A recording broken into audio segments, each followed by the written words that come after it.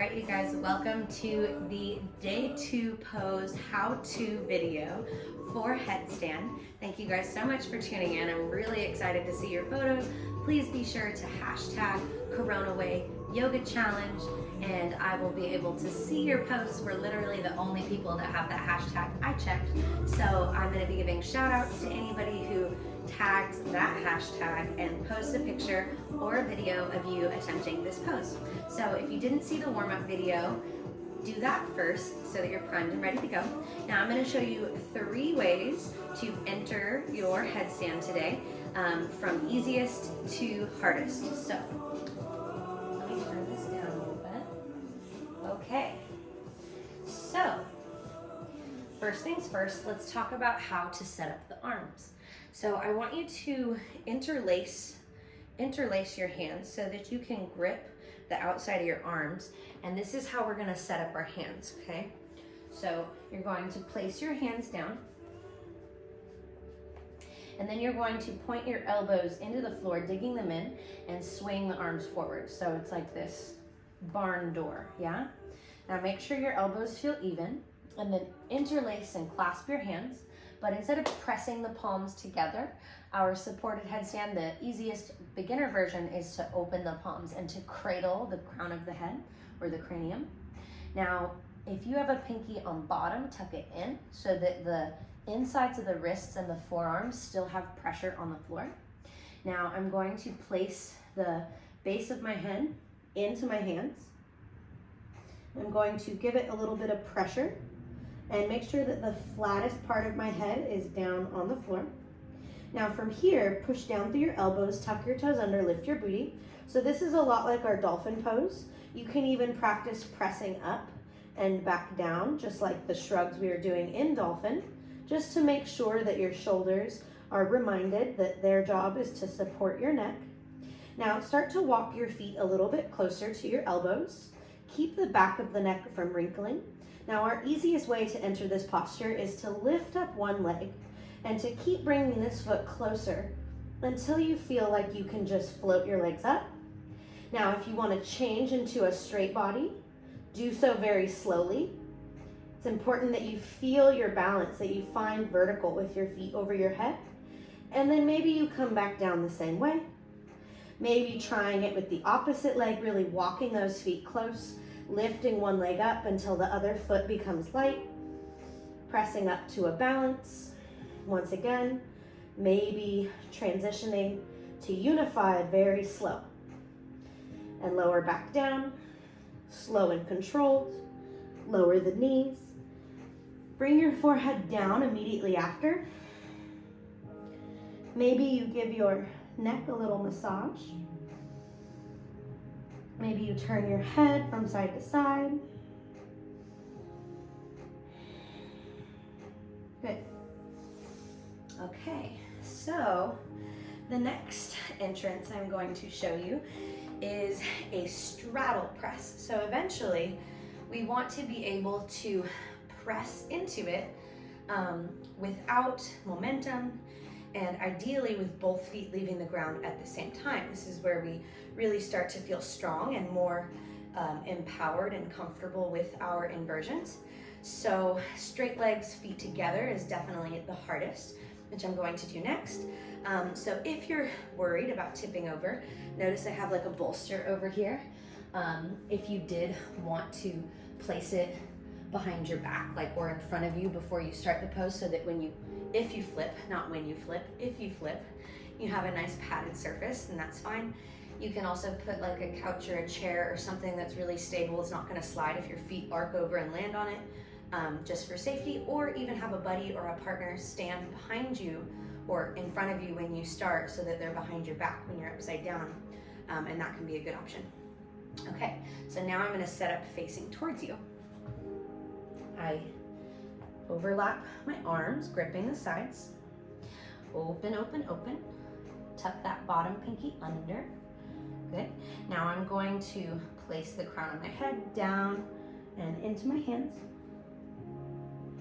The top of my head is flat, the back of my neck is long. Good. Now push the back of the head into the hands, Feel your triangle, tuck your toes, lift your booty, straddle your legs out to the side. Now, without rolling the chin or the neck, think of kind of doing a somersault with the hips.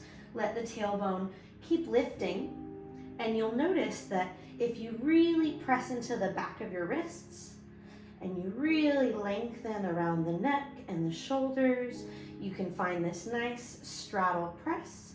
Once again, as you transition shape, take it really slow, finding a nice long line of energy reaching up through your feet. And when you come back down, try to lower without momentum if you can help it. Once again, you can take a child's pose after and not whip your head up like I just did. All right, guys, and now is time for our third entrance of headstand, and by far the hardest entrance for headstand. And this is going to be our pike press.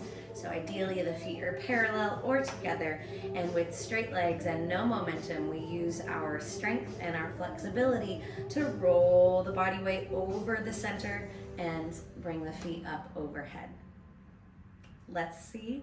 I myself have struggled with this one for a long time. I get it sometimes, I don't get it other times. So if you're having a really hard time with this one, please safety of your neck over everything, and just take it slow. It might take several tries with good size breaks in between, and don't hurt your neck. All right, let's see.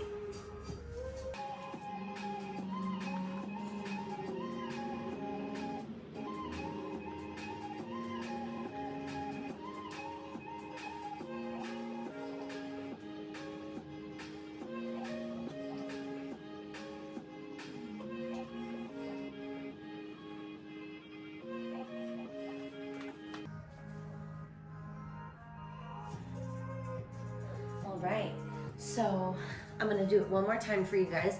I wanted to do it once without talking, just to make sure that I can today.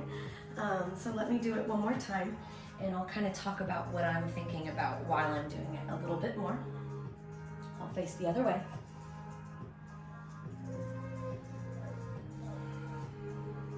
Okay, so once again, I overlap my elbows, I open my hands to face forward, I interlace my fingers and tuck the bottom pinky in.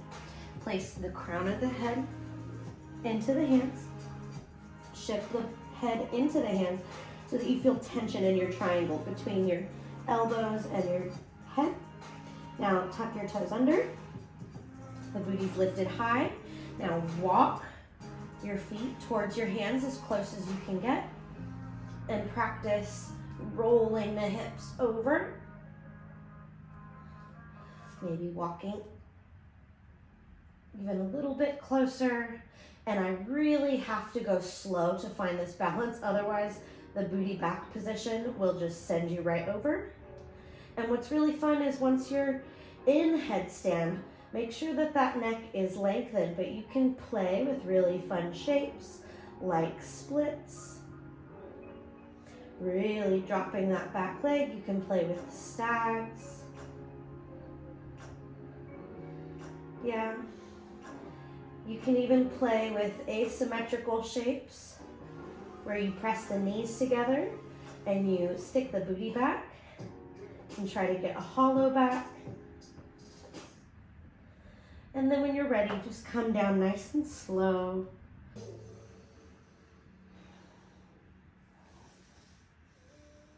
Good. Make sure you give yourself some time to cool down and recover.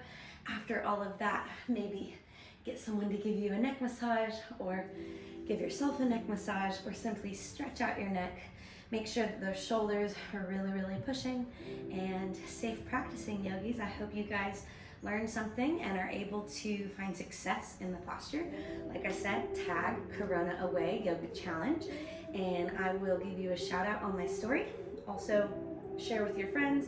Yoga teacher out of work, captain, Save a Yoga Teacher is also one of my hashtags I'm repping right now. So if you want to donate to the cause, if you like this video, please send me comments, send me feedback. I would love to learn and keep making these better for you.